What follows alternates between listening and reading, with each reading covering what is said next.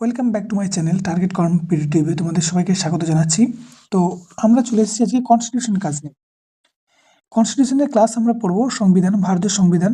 ঠিক আছে, এই ভারতীয় সংবিধান কোথা থেকে কি এসেছিল, সংবিধান কি, এবং তার যে কোশ্চেন আমাদের পরীক্ষায় দেয় সেই কোশ্চেন রিলেটেড কিছু টপিক আমরা সেটা আলোচনা করব। তোমরা পেন খাতা নিয়ে অবশ্যই বসবে এবং পেন খাতা নিয়ে যা বলবো সেটা কিন্তু লিখবে, ওকে, এবং ভালো করে বুঝবে। আমি গল্পের ছলে তোমাদেরকে বোঝাবার চেষ্টা করব। তো আমরা ইন্ডিয়ান কনস্টিটিউশন নিয়ে যে ক্লাসগুলো করব, প্রায় যেগুলো তোমাদের পরীক্ষা রিলেটেড বেশি সেগুলোই সমস্তই পড়াও, কিন্তু যেগুলো বেশি সেগুলোই প্রথম শুরু করি, তারপর আমরা এক এক পর এক টপিক কিন্তু আমরা কমপ্লিট করে যাব। ঠিক আছে, তোমাদের পরীক্ষা অনেক আছে সামনে, সেই পরীক্ষার উপর ফোকাস করে এই ক্লাস। তো বেশি না সময় নষ্ট করে আমি তোমাদের ক্লাসের প্রতি যাই। ঠিক আছে, তো দেখো আমি স্লাইড তৈরি করেছি এবং এই স্লাইডে যে কোশ্চেন আছে সেগুলোই আমি লাইন বাই ওয়ান লাইনের করেছি, সেগুলো আমি কি করব না তোমাদেরকে এক্সপ্লেন করব গল্পের ছলে। ঠিক আছে, তো তোমরা সবাই মন দিয়ে শুনো এবং দেখো। ফার্স্টে দেখো ভারতীয় সংবিধান। ঠিক আছে, ভারতীয় সংবিধান যদি বলি আমরা কি, তাই তো ফার্স্ট কোশ্চেনটি যদি আমরা বলি যে ভারতীয় সংবিধান কি, ঠিক আছে, তাহলে আমরা যে কোনো বলতে পারি যে দেখো আমি প্রথমে দিয়েছি যে কোনো ভূখণ্ডের সর্বোচ্চ আইন সেটা হচ্ছে সংবিধান। ঠিক আছে, যে কোনো ভূখণ্ডের সর্বোচ্চ আইনটা হচ্ছে কি না আমাদের হচ্ছে সংবিধান। এই ফার্স্ট পয়েন্ট এটা। ঠিক আছে, দাঁড়াও এটা। তো যে কোনো ভূখণ্ডের সর্বোচ্চ যে আইন সেটা হচ্ছে সংবিধান, তাই তো। তাহলে এটা মানে এই হিসাবে বলা যায়, ঠিক আছে, যে in that way Indian constitution is the supreme law of Indian territory. অর্থাৎ ভারতীয় যে মূল ভূখণ্ড সেটা হচ্ছে সুপ্রিম ল হচ্ছে কনস্টিটিউশন, ওকে, অর্থাৎ সংবিধান। দেখো এরপরে এই যে বললাম যে সর্বোচ্চ আইন, তাহলে এই সর্বোচ্চ আইনের রক্ষাকর্তা কে? ঠিক আছে, সর্বোচ্চ আইনের রক্ষাকর্তা কে না সর্বোচ্চ আইনের রক্ষাকর্তা হচ্ছে সংবিধান নিজেই। অর্থাৎ সংবিধান নিজেকেই রক্ষা করবে। এবং আরেকজন আছে সেটা হচ্ছে সুপ্রিম কোর্ট অফ ইন্ডিয়া। ঠিক আছে, সুপ্রিম কোর্ট অফ ইন্ডিয়া হচ্ছে ভারতের সংবিধানকে রক্ষাকর্তা বলা হয়। তাহলে তোমাকে যদি পরীক্ষায় কোশ্চেন পড়ে যে ভারতের সংবিধানের রক্ষাকর্তা কাকে বলা হয়, তুমি নিঃসন্দেহে সেটা কি লিখবে না সুপ্রিম কোর্ট এবং সংবিধান নিজে নিজেই। ঠিক আছে, ওকে। এরপর দেখো পরের কোশ্চেন দিয়েছে, আচ্ছা বড় দেখিনি, এই যে বললাম যে সংবিধানের রক্ষাকর্তা হচ্ছে সুপ্রিম কোর্ট, তাই তো। তাহলে আইন কে তৈরি করতে পারে না আইন তৈরি, ঠিক আছে, বা যেটা বলি রচনা বা পরিবর্তন করার ক্ষমতা কিন্তু সংসদের আছে। ঠিক আছে, কিন্তু সংবিধান ক্ষুণ্ণ করে, ঠিক আছে, অর্থাৎ সংবিধান ক্ষুণ্ণ করা বলতে মানে কি বুঝে বলা দেখিনি, যে সংবিধানের যে মূল কাঠামো সেই মূল কাঠামোকে ক্ষুণ্ণ যদি করা হয় তাহলে সেই আইন একবারে বাতিল করার ক্ষমতা রাখে কে না হচ্ছে সুপ্রিম কোর্ট। ঠিক আছে, বাতিল করার ক্ষমতা রাখে হচ্ছে সুপ্রিম কোর্ট। ক্লিয়ার, বোঝা গেছে। এরপরে দেখো কি বলেছে, 3 নম্বর পয়েন্ট লেখো, বি আর আম্বেদকরকে বলা হয় সংবিধানের জনক। অর্থাৎ ডক্টর বি আর আম্বেদকরকে বলা হয় the father of Indian constitution, বা বলা হয় সংবিধানের জনক বলা হয়। এই পয়েন্টটা কিন্তু তোমরা অবশ্যই খেয়াল করবে। এখানে তোমরা একটা জিনিস লিখে রাখবে, the architecture of Indian constitution কিন্তু বলা হয় ডক্টর বি আর আম্বেদকরকে। ক্লিয়ার। এই যে কনস্টিটিউশন এটা হতে সময় কত লেগেছিল, পরীক্ষায় কোশ্চেন পড়ে যে সংবিধান তৈরি হতে সময় লেগেছিল 2 বছর 11 মাস 18 দিন। ওকে, প্রায় এটা 2 বছর 11 মাস 18 দিন, বা তোমাদের কোনো কোনো জায়গায় 3 বছর কিন্তু পরীক্ষায় কি দেওয়া থাকে, অপশানে কিন্তু দেওয়া আছে। ক্লিয়ার। এরপরে কোশ্চেন হচ্ছে মোট খরচা কত হয়েছিল। ঠিক আছে, মোট খরচা হয়েছিল 64 লাখ, অর্থাৎ 64 লক্ষ টাকা খরচা হয়েছিল। এই পয়েন্টগুলো তোমাদের একদম হুবহু কোশ্চেন আসে। ঠিক আছে, এই জন্যই তোমাদেরকে এইটা বলা। ঠিক আছে, তাই প্রায় 64 লাখ টাকা কিন্তু খরচা হয়েছিল। এবং ভারতের সংবিধান পৃথিবীর দীর্ঘতম সংবিধান। ঠিক আছে, দ্য লংগেস্ট, ঠিক আছে, সব থেকে বড়, ওকে, সব থেকে বড় constitution, longest constitution of the world. ঠিক আছে, এটা হচ্ছে সব থেকে পৃথিবীর দীর্ঘতম সংবিধান হচ্ছে ভারতের সংবিধান। ঠিক আছে, এরপর দেখো এই সংবিধানকে গ্রহণ কখন করা হয়েছিল, এই দুটো 7 আর 8 নম্বর পয়েন্ট দেখো। 26শে নভেম্বর 1949 সালে ভারতীয় সংবিধান গ্রহণ করা হয়। এটা স্টার মার্ক দেখবে, পরীক্ষায় তোমাদের প্রচুরভাবে জিজ্ঞেস করা হয় যে ভারতীয় সংবিধান কখন গ্রহণ করা হয়, তাহলে লিখবে 26শে নভেম্বর 1949 সালে। এরপরে 26শে জানুয়ারি 1950 সালে ভারতীয় সংবিধান কার্যকারী হয়। ক্লিয়ার? এই দুটো কোশ্চেন কিন্তু খুব ইম্পর্টেন্ট, এবং এই দুটো টার্মে তুমি কিন্তু একটু খেয়াল করবে যে গ্রহণ কখন করা হয় আর হচ্ছে কার্যকারী কখন হয়, এই দুটো কিন্তু পরীক্ষায় খুব ইম্পর্টেন্ট। ক্লিয়ার? নেক্সট পয়েন্টে দেখো কি দিয়েছি, ভারতের মূল সংবিধানে যে ভারতের যে মূল সংবিধানটি সেটা কিসে লেখা হয়েছিল? হাতে লেখা হয়েছিল, অর্থাৎ হ্যান্ড রিটেন। ঠিক আছে, হ্যান্ড রিটেন অর্থাৎ হাতে লেখা হয়েছিল, এবং এটি দুটি ভাষায় লেখা হয়েছিল, একটা হচ্ছে হিন্দি এবং একটা হচ্ছে ইংরেজি। ক্লিয়ার হয়েছে? এরপর দেখো, এবারে হিন্দি আর ইংরেজি কে কে লেখেন আমি আসছি, পয়েন্টে দিয়েছি যে হিন্দিটা কে লেখেন এবং ইংরেজিটা কে লেখেন। এরপর দেখো, সংবিধান প্রথম প্রকাশ হয়েছিল কোথায়? না দেরাদুনে। এই কোশ্চেনটা কিন্তু পরীক্ষায় আসা কোশ্চেন, যে প্রথম কোথায় প্রকাশিত হয়েছিল? না অ্যান্সার করবে দেরাদুন। ওকে, যখন ভারতীয় সংবিধান রচনা হয়েছিল তখন 395টি আর্টিকেল ছিল, 22টা পার্ট ছিল এবং 8টা শিডিউল ছিল। এগুলো সম্পর্কে আমরা পরে জানবো পরবর্তী ক্লাসে, কিন্তু এখন তুমি জেনে রাখো যে রচনাকালে 395টি আর্টিকেল, 22টি পার্ট এবং 8টি কিন্তু শিডিউল ছিল। ওকে, এরপরে তোমাদেরকে আমরা যেটা বলছিলাম হিন্দি এবং ইংরেজি ভাষায় কে লেখেন, এই যে কোশ্চেনটা সেটা সম্পর্কে আমরা জানবো। ঠিক আছে, তাহলে সংবিধান হাতে লেখেন বলেছিলাম না, সংবিধান হাতে লেখেন কে বললাম? না হচ্ছে প্রেম বিহারী নারায়ণ রায়াজাদা। ঠিক আছে, তিনি কি লিখেছিলেন? হাতে কিন্তু লিখেছিলেন এটা। ওকে, তাহলে পরীক্ষায় কোশ্চেন পড়বে যে হাতে রেখে লেখেন, নামটা কিন্তু অবশ্যই খেয়াল রাখবে। ওকে, এরপর দেখো যে সংবিধানের যে পাতা আছে না, সেই পাতাতে সুসজ্জিত করেছিলেন কে? না নন্দলাল বোস এবং বেহর রাম মনোহর সিনহা। এরা দুজনে কোথায় ছিল? না শান্তিনিকেতনের ছাত্র ছিলেন এরা। ঠিক আছে, এবং এই প্রত্যেকটা পাতার যে সুসজ্জিত কারিগর, মানে ডিজাইন পাতার, তারা করেছিলেন নন্দলাল বোস এবং হচ্ছে বেহর রাম মনোহর সিনহা। এই দুজন কিন্তু করেছিলেন সুসজ্জিত পাতাটা যে সাজিয়েছিলেন সেটা কিন্তু এটা। এই 13টা পয়েন্ট তোমরা কিন্তু অবশ্যই মনে রাখো। ঠিক আছে, নেক্সট পয়েন্টে আমরা যাই। নেক্সট পয়েন্টে দেখো, নেক্সট পয়েন্টে আমরা কি পড়ব? যে গণপরিষদ। ঠিক আছে, গণপরিষদ। এরপরে আমরা চলে আসবো গণপরিষদ। ওটা কিন্তু একটা পয়েন্টে তোমরা অবশ্যই নোটসগুলো লিখে রাখবে। এরপরে আমরা কিন্তু গল্পের ছলে সমস্ত কিছু পড়ানোর জন্যই যাচ্ছি। ওকে, এরপরে আমরা দেখো চলে এসো গণপরিষদ, যেটাকে আমরা বলি কনস্টিটিউশনকে জানতে হবে, এর উদ্দেশ্য জানতে হবে, কি জন্যে হয়েছিল, কাদের দ্বারা হয়েছিল। ঠিক আছে, এগুলো কিন্তু সবকিছু আমরা জানবো। ঠিক আছে, তাহলে গণপরিষদ কি? না দেখো, প্রথম পয়েন্ট আমি লিখেছি যে ভারতের সংবিধান রচনার উদ্দেশ্যে গঠিত নির্বাচিত প্রতিনিধির যে পরিষদ তাকেই গণপরিষদ বলা হয়। ঠিক আছে, তাহলে গণপরিষদের এই দেখো এখানেই কয়েকটা 2-3টা কোশ্চেন তুমি ভালো করে খেয়াল রাখো। সংবিধান রচনার উদ্দেশ্যে, তাহলে গণপরিষদ কি জন্য হয়েছিল? না রচনার, এই যে ভারতীয় সংবিধান যে রচনার জন্য গণপরিষদ কিন্তু গঠন করা হয়েছিল, এবং কি নির্বাচিত প্রতিনিধিদের পরিষদ, নির্বাচিত কিন্তু। ঠিক আছে, নির্বাচিত প্রতিনিধিদের পরিষদকে বলা হচ্ছে গণপরিষদ। তোমাকে সংজ্ঞা পড়বে না, তুমি জাস্ট জ্ঞান অর্জনের জন্য জেনে রাখো যে ভারতীয় সংবিধান রচনার উদ্দেশ্যে গঠিত নির্বাচিত প্রতিনিধির পরিষদকে বলা হচ্ছে গণপরিষদ। ক্লিয়ার হয়েছে? তাহলে এই গণপরিষদের ধারণাটা, ঠিক আছে, আচ্ছা এখানে একটা কথা বলে রাখি যে ভারতের যে সংবিধান সেটা কিন্তু গণপরিষদের দ্বারাই কিন্তু সৃষ্টি। এটা কিন্তু মনে রাখবে যে ভারতীয় যে সংবিধানের রচনা, ঠিক আছে, সেটা যে গণপরিষদের দ্বারাই কিন্তু সৃষ্টি। ঠিক আছে, তাহলে এই গণপরিষদে কি জানো? না গণপরিষদের 1906 সালে কে বলা দেখিনি? না যে দাদাভাই নৌরোজি। ঠিক আছে, দাদাভাই নৌরোজি প্রথম তিনি এই গণপরিষদের কিন্তু দাবি করেছিলেন।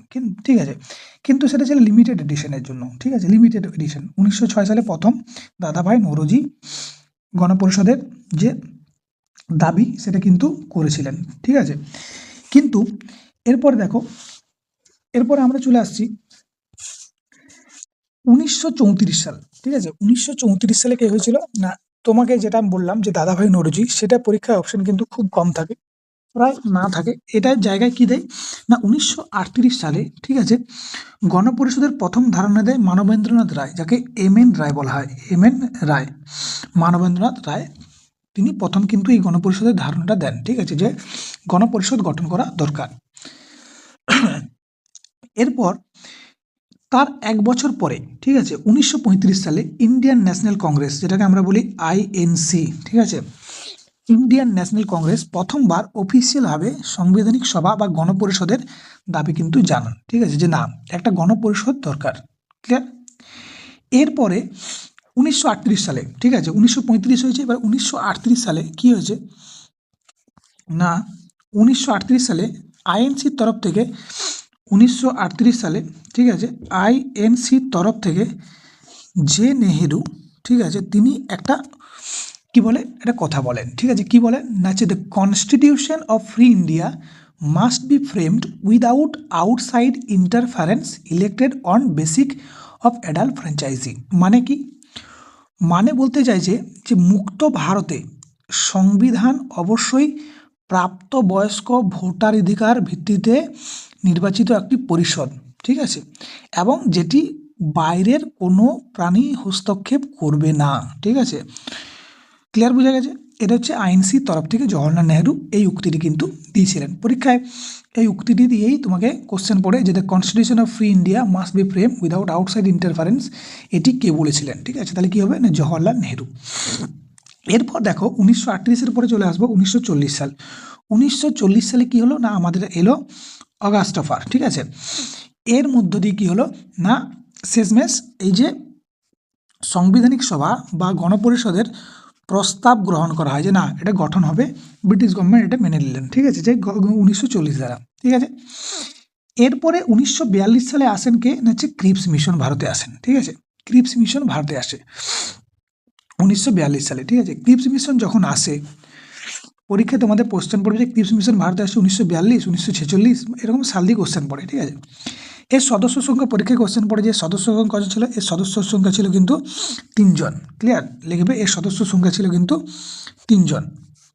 এই 3 জন কে কে ছিল, পরীক্ষায় কোশ্চেন পড়ে 3 জন কে কে ছিলেন, ঠিক আছে। তাহলে এই 3 জনের মধ্যে কে ছিলেন, প্রথমেই তুমি লিখবে, দেখো লর্ড, এটা হচ্ছে লর্ড প্যাথিক লরেন্স, ঠিক আছে, লর্ড প্যাথিক লরেন্স কিন্তু চেয়ারম্যান ছিলেন, মানে হেড, ঠিক আছে, ইনি ছিলেন হেড। পরীক্ষায় কোশ্চেন পড়েছে কে হেড ছিল না, হচ্ছে লর্ড প্যাথিক লরেন্স।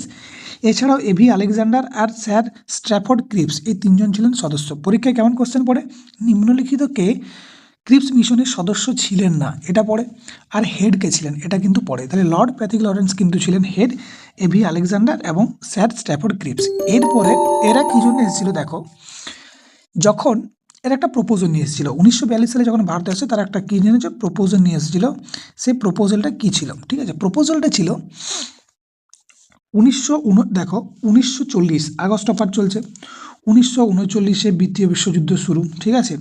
সেই তারপর যখন আসছে তখন বলছে এই ক্রিপস মিশনের বলা ছিল যে দ্বিতীয় বিশ্বযুদ্ধের পর, ঠিক আছে, ভারতের স্বাধীন সংবিধান প্রণয়ন গঠন করা হবে, ঠিক আছে, অর্থাৎ the framing of an independent constitution গঠন করা হবে, ঠিক আছে। কিন্তু কী করেছিল, মুসলিম লীগ কী করেছিল, রিজেক্ট করে দিয়েছিল, ঠিক আছে, এটা মুসলিম লীগ রিজেক্ট করে দিয়েছিল। কেন রিজেক্ট করেছিল না, তারা চেয়েছিল ভারত দুটি ভাগ হয়ে যাবে, প্রতিটি দুটি ভাগে ভাগ হওয়ার পরে প্রতিটি যে ভাগ হবে তার নিজস্ব কী হবে না, হচ্ছে সাংবিধানিক সভা কিন্তু গঠন করবে, ঠিক আছে, এটা গেল। এরপরে 1946 সালে ভারতে আসে কি ক্যাবিনেট মিশন, ঠিক আছে, ক্যাবিনেট মিশন ভারতে আসে, ওকে। ক্যাবিনেট পরীক্ষায় কোশ্চেন পড়ে ক্যাবিনেট মিশন কখন আসে না, চলে যাবে 1946 সালে, গল্পটা বোঝা গেছে। এরপরে পরের পয়েন্টে দেখো, এরপরে এই যে ক্যাবিনেট মিশন ভারতে এলো, ক্যাবিনেট মিশন ভারতে আসার পরে কী হলো, টোটাল স্ট্রেংথ কত হলো না, একটা সাংবিধানিক সভা গঠন হবে বা গণপরিষদ গঠন হবে। গণপরিষদের মেম্বার ছিল 389। পরীক্ষায় কিন্তু বারবার ধরে কোশ্চেন পড়ে যে গণপরিষদের প্রথম স্ট্রেংথ কত ছিল, the strength of the constitution assembly কত ছিল, 389 জন, ঠিক আছে, 389। এটাকে কী করা হলো, ভাগ করা হলো। কীভাবে ভাগ করা হলো দেখো, 389-এর মধ্যে 296 আর এটা হচ্ছে 93। 296টি কি না, হচ্ছে 296টা সিট ছিল হচ্ছে ব্রিটিশ ইন্ডিয়া, ঠিক আছে, এখানে লিখবে ব্রিটিশ ইন্ডিয়া, তোমরা এরকম করে লিখে রাখবে, সুবিধা হবে, ব্রিটিশ ইন্ডিয়া। আর 93টা কারা ছিল না, হচ্ছে দেশীয় রাজা বা প্রিন্সলি স্টেট, ঠিক আছে, প্রিন্সলি স্টেট বা দেশীয় রাজা, ঠিক আছে, দেশীয় রাজা, ঠিক আছে, এর হচ্ছে ছিল, ঠিক আছে, ব্রিটিশ ইন্ডিয়া বা প্রিন্সলি স্টেট, ওকে। এরপর দেখো 296টা যে সিট ছিল আমাদের, সেই 296টা সিটের মধ্যে আমাদের একদিকে 292 এর একজন 4 জন, ঠিক আছে। এরপর ভালো করে দেখো 292টা সিট কীভাবে, 292টা সিট ছিল 11টি গভর্নর প্রভিন্সেসের দ্বারা 292টি, আর 4টা ছিল কমিশনার প্রভিন্সেস, ঠিক আছে। 4টা কী কী ছিল বলো দিন, লিখবে কমিশনার প্রভিন্সেস, ঠিক আছে, কী কী, দিল্লি, ওকে, দিল্লি, আজমের, ঠিক আছে, বাংলায় লিখে নেবে করগ, CORG, আর একটা ছিল হচ্ছে ব্রিটিশ বালুচিস্তান, ঠিক আছে। এই 4টা ছিল ব্রিটিশ কমিশন, ওকে, কমিশনার প্রভিন্সেস। আর এই 292টার মধ্যে ছিল কি ছিল, আসাম ছিল, বিহার ছিল, বোম্বে ছিল, সেন্ট্রাল প্রভিন্সেস ছিল, ইস্ট পাঞ্জাব ছিল, মাদ্রাস ছিল, নর্থ ওয়েস্ট ফ্রন্টিনার ছিল, উড়িষ্যা ছিল, ঠিক আছে, পাঞ্জাব ছিল, সিন্ধ ছিল, আর বেঙ্গল ছিল, ঠিক আছে। এই যে সিটগুলি হলো প্রত্যেক এই যে প্রিন্সলি স্টেটে যে 93টা বললাম, সেটা কি না প্রতি 1 মিলিয়নে একজন করে, অর্থাৎ যে মানে সেই জায়গার জনসংখ্যার উপর ভিত্তি করে এই সিটগুলো কিন্তু দেওয়া হতো, অর্থাৎ প্রতি বললাম যে 1 মিলিয়নে একজন করে, ঠিক আছে। এই যে সাংবিধানিক সভার কিছুটা যে সিট ছিল সেটা কি ছিল, ইলেক্টেড ভোটের মাধ্যমে হতো, আর কিছু হচ্ছে নমিনেটেড, ঠিক আছে। ওকে, নমিনেটেড কারা, যারা প্রিন্স লিস্টের দেশীয়রা যারা তারা ভোটে দাঁড়ায় না, তারা হচ্ছে নমিনেটেড। আর যারা ইলেকশন হয়েছিল তখন তারা কি ছিল না, তারা হচ্ছিল না ভোটের মাধ্যমে ছিল, ঠিক আছে, ইলেক্টেড। এরপর এই যে সিটটা অ্যালোকেট হলো, তাহলে আমাদের কি হলো না 93 জন রাজার তো ভোট দাঁড়াচ্ছে না, তাহলে আমাদের 296 জন দিয়ে কি হলো না প্রথম ইলেকশন কিন্তু শুরু হলো, ঠিক আছে। প্রথম ইলেকশন কিন্তু শুরু হচ্ছে।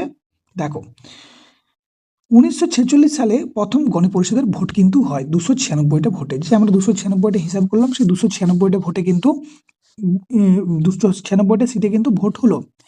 এই 296টার মধ্যে আইএনসি ইন্ডিয়ান ন্যাশনাল কংগ্রেস পেয়েছিল 208টা, 73টা ছিল মুসলিম লীগ, ঠিক আছে, এটা হচ্ছে মুসলিম লীগ এমএল লিখলাম। আর 15টা ছিল যে ছোট ছোট স্মল গ্রুপগুলো আছে, সেগুলো কিন্তু এই ভোট কিন্তু পেয়েছিল। ক্লিয়ার হয়েছে, 73টা মুসলিম লীগ, 208টা হচ্ছে ইন্ডিয়ান ন্যাশনাল কংগ্রেস, ঠিক আছে। এরপর দেখো ইন্ডিয়ান ন্যাশনাল কংগ্রেস 208টা কিন্তু সিট পেয়েছিল। পরীক্ষায় কোশ্চেন পড়ে যে 296টা ভোটের মধ্যে ইন্ডিয়ান ন্যাশনাল কংগ্রেস পেয়েছিল আর মুসলিম লীগ কোটা পেয়েছিল, এটা কিন্তু খুব ইম্পর্টেন্ট কোশ্চেন। ওকে, এখানে একটা কোশ্চেন দেখো, নেক্সট পার্টে দেখো, পরের পয়েন্টে কি দিয়েছি দেখো, গণপরিষদে তখন সব ব্যক্তি যুক্ত থাকলেও গান্ধীজি কিন্তু যুক্ত ছিলেন না, এটা কিন্তু খুব ইম্পর্টেন্ট, ঠিক আছে। পরীক্ষায় বলবে যে গণপরিষদে কোন ব্যক্তি নিম্নলিখিত যুক্ত ছিলেন না, ঠিক আছে। সেখানে অনেকগুলোই নাম পাবে তুমি, কিন্তু মোহনদাস করমচাঁদ গান্ধীর নামটা পাবে, কিন্তু তিনি কিন্তু যুক্ত ছিলেন না।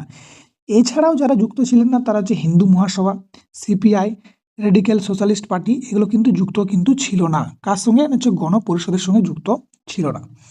তাহলে 296টা ভোটে 296টা সিটের কিন্তু ভোট হয়ে গেল, এবং ভোট হওয়ার পরে 208টা ইন্ডিয়ান ন্যাশনাল কংগ্রেস পেয়ে গেল এবং মুসলিম লীগ 73টা পেল, ঠিক আছে। এরপরে গণপরিষদের প্রথম সভা বসল। ওকে, তো গণপরিষদের প্রথম সভা কখন বসে, পরীক্ষায় কোশ্চেন পড়ে 1946 সালের 9 ডিসেম্বর, 1946 সালের 9 ডিসেম্বর কিন্তু প্রথম সভা বসে কোথায়, নিউ দিল্লিতে, এখনকার নিউ দিল্লি, ঠিক আছে, মানে দিল্লিতে। ক্লিয়ার, পরীক্ষায় কোশ্চেন পড়বে গণপরিষদের প্রথম সভা কখন হয়, লেবে 1946 সালে 9 ডিসেম্বর গণপরিষদের প্রথম কিন্তু সভা বসে নিউ দিল্লিতে। এই যে সভা বসলো, আমি বললাম 289, তাই তো, 289, সরি 289 নয়, 296, তাই তো, 296টা, তাই তো, 296টা সিটের কিন্তু ভোট হয়েছিল। ওকে, এখান থেকে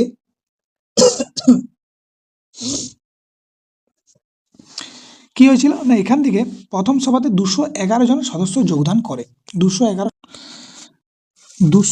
জন কিন্তু সদস্য যোগদান করে, যদিও ভোট হয়েছিল 296 সিটের, ঠিক আছে। 211 জন কিন্তু যোগদান করে, অর্থাৎ আমি বলতে চাইছি যে কংগ্রেসে দেখো 208টা সিট ছিল, তাই তো, 296 মধ্যে 208টা কংগ্রেস ছিল, কংগ্রেসে কিন্তু সবাই যোগদান করেছিল। আর 4 জন কারা যোগদান করেছিল না, মুসলিম লীগে 4 জন কিন্তু যুক্ত করেছিল, কিন্তু মুসলিম লীগের কিন্তু সবাই যুক্ত করেনি, মানে 4 জনই যুক্ত হয়েছিল, তার জন্য মুসলিম লীগ এই সভাকে কি করেছিল, বয়কট করেছিল, কেউ কিন্তু যোগদান করেনি। তাহলে পরীক্ষায় কোশ্চেন পড়বে গণপরিষদের প্রথম সভাতে কতজন সদস্য যোগদান করেন না, এই হচ্ছে 211 জন। ক্লিয়ার হয়েছে। এরপরে দেখো 211 জন যখনই যোগদান করলো, ঠিক আছে, মিটিং হচ্ছে, সভা হচ্ছে, এই সভাতে, ঠিক আছে, একটা সভাপতি দরকার, তাই তো, তাহলে একজন সভাপতিকে নির্বাচন করলেন, কে করলেন বলতে পারবে না, জেবি কৃপালিনী, ঠিক আছে, জেবি কৃপালিনী, তিনি বয়স যার বেশি, অর্থাৎ বয়স জ্যেষ্ঠ অনুযায়ী তিনি ডক্টর সচিনানন্দ সিনহাকে প্রথম অস্থায়ী সভাপতি হিসাবে নিযুক্ত করলেন। পরীক্ষায় তুমি কোশ্চেন পড়ে যে এই যে সচিনানন্দ সিনহাকে কে, ঠিক আছে, কে নির্বাচন করেছিলেন, তাহলে কি হবে, অ্যান্সার হচ্ছে সচিনানন্দ সিনহা। তিনি বয়স্ক সব থেকে ছিলেন, তার জন্য তাকে কি হয়েছিল হচ্ছে বয়স জ্যেষ্ঠ অনুসারে তাকে কিন্তু অস্থায়ী সভাপতি তাকে দেওয়া হয়েছিল, ঠিক আছে। এবং এই যে বয়স জ্যেষ্ঠ হিসেবে যে সভাপতি, এই যে ধারণাটা এটা হচ্ছে ফ্রান্সের থেকে নেওয়া হয়েছে, ঠিক আছে। ফ্রান্সের যে মডেল সেখান থেকে কিন্তু এটা কিন্তু নেওয়া হয়েছিল। ক্লিয়ার হয়েছে? তাহলে এটা কিন্তু এই যে ডক্টর শচীনারায়ণ সিনহাকে প্রথম অস্থায়ী সভাপতি হচ্ছে 9ই ডিসেম্বর 1946 সালেই করা হয়েছিল। তার ঠিক দুদিন পরে কি হলো না, 11ই ডিসেম্বর 1946 সালে ডক্টর রাজেন্দ্র প্রসাদকে প্রথম স্থায়ীভাবে সভাপতিত্ব গ্রহণ করালেন, ঠিক আছে। তাহলে পরীক্ষায় কোশ্চেন পড়ে যে গণপরিষদের প্রথম স্থায়ী সভাপতি কে ছিলেন, ফার্স্ট প্রেসিডেন্ট, তাহলে কি লিখবেন, ডক্টর রাজেন্দ্র প্রসাদ। ক্লিয়ার হয়েছে? ডক্টর রাজেন্দ্র প্রসাদ কিন্তু ছিলেন। ওকে, এরপর দেখো এইখানে H.C. মুখার্জি, ঠিক আছে। H.C. মুখার্জি যিনি খ্রিস্টান ধর্মের থেকে ছিলেন, ঠিক আছে, এবং কে ছিলেন হচ্ছে V.T. কৃষ্ণমাচারী, এই দুজন ভাইস প্রেসিডেন্ট হিসাবে কিন্তু নিযুক্ত করা হয়েছিল। আমরা কিন্তু আছি প্রথম গণপরিষদের প্রথম সভাতেই আছি এখনো, কিন্তু এরকম 11টা সভা হয়েছিল, আমরা দেখবো আস্তে আস্তে। কিন্তু এখানে পরীক্ষায় কোশ্চেন পড়ে যে ভাইস প্রেসিডেন্ট কে ছিলেন না H.C. মুখার্জি এবং V.T. কৃষ্ণমাচারী। ক্লিয়ার? নেক্সট টপিকে আমরা যাই। এরপর দেখো এর জাস্ট দুদিন পরে, তাহলে 9 ডিসেম্বর ছিল, তাই তো। তারপর 11ই ডিসেম্বর আমরা একটা ঘটনা দেখতে পেলাম, এরপর 13ই ডিসেম্বর আরেকটা ঘটনা কিন্তু ঘটেছিল। কি ঘটেছিল না, 13ই ডিসেম্বর 1946 সালে পণ্ডিত জওয়াহরলাল নেহরু প্রথম উদ্দেশ্যমূলক প্রস্তাব দাবি জানান। উদ্দেশ্যমূলক প্রস্তাব বলতে অবজেক্টিভ রেজুলেশন, ঠিক আছে, অবজেক্টিভ রেজুলেশন,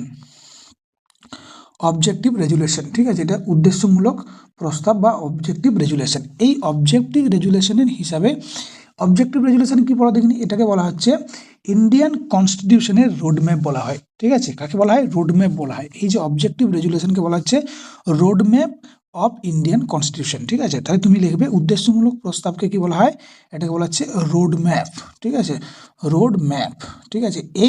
এই উদ্দেশ্যমূলক প্রস্তাব হিসাবেই কিন্তু কি হয়েছিল না, সংবিধান রচনা চলছিল।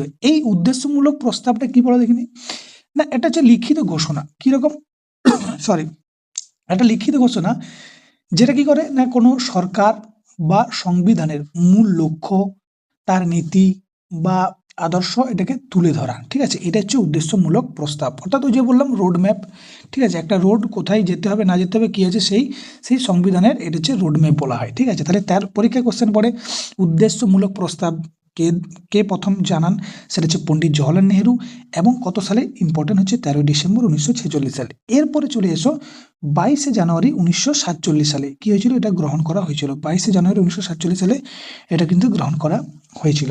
ওকে, এরপরে গণপরিষদকে কি দেওয়া হয়েছিল না, আদেশ দেওয়া হয়েছিল যে 1935-এর যে ভারত শাসন আইন অনুযায়ী কিন্তু সংবিধান তৈরি করতে হবে, ঠিক আছে। 1935-এর ভারত শাসন আইন হিসাবে কিন্তু সংবিধান তৈরি করতে হবে। এরপর তুমি দেখো ভারত শাসন আইন, অর্থাৎ আমাদের যে 70% কনস্টিটিউশন সেটা কিন্তু এই ভারত শাসন আইন অনুযায়ী কিন্তু হয়েছিল। ক্লিয়ার হয়েছে? এটা ছিল তোমাদের একটা পার্ট, ঠিক আছে। এরপরে আমরা দ্বিতীয় পার্টটা নিয়ে আসব। তো এই ভিডিওটা অনেকটা লেন্দি হয়ে যাবে, ঠিক আছে। তো এরপরে দ্বিতীয় পার্টটা আমরা পড়ব যে সাংবিধানিক সভা থেকে কি কি হয়েছিল দ্বিতীয় পার্টটায়, ঠিক আছে। অনেক ইনফরমেশন এখানে আছে। এরপর দ্বিতীয় পার্টটায় আমরা দেখব যে কতগুলো কমিটি গঠন হয়েছিল, সেই কমিটির হেড কারা ছিল, ড্রাফটিং কমিটি তৈরি হয়েছিল, ড্রাফটিং কমিটি বা খসড়া কমিটির উদ্দেশ্য কী ছিল, কী কী ছিল না ছিল, এগুলো কিন্তু সমস্ত কিছু তথ্য কিন্তু আমরা পার্ট 2-তে আসছি আমরা, ঠিক আছে। তোমরা এই ভিডিওটা অবশ্যই দেখবে এবং প্রত্যেকটা জিনিস নোট করে রাখবে, ঠিক আছে। চলো ততক্ষণ পড়াশোনা করো, ভালো থেকো, পরের ভিডিওতে দেখা হচ্ছে।